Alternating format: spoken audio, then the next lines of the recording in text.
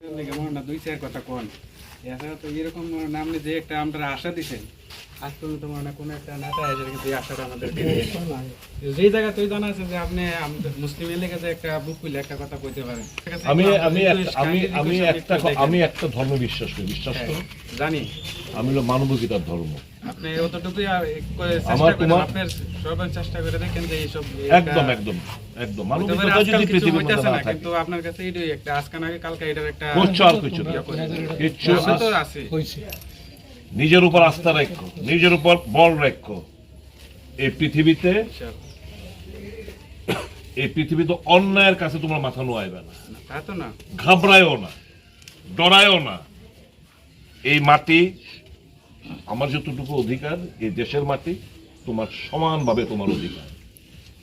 আমার ধর্মের প্রতি আমার যতটুকু অধিকার পূজা অর্চনা করা, তোমার ধর্মের প্রতি তোমার সমান অধিকার।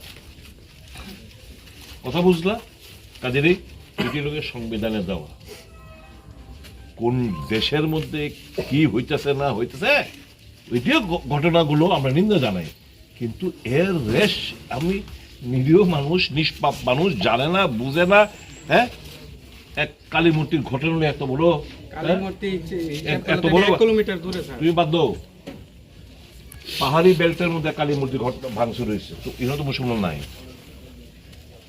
একদম ডেন্সলি ট্রাইবাল পপুলেটেড, ঘনবসিত যেখানে জনজাতি আদিবাসীরা, সেখানে একটা কালী মূর্তি ভাঙা হয়েছে, তো সেখানে কিন্তু মুসলমান ভাঙছে না।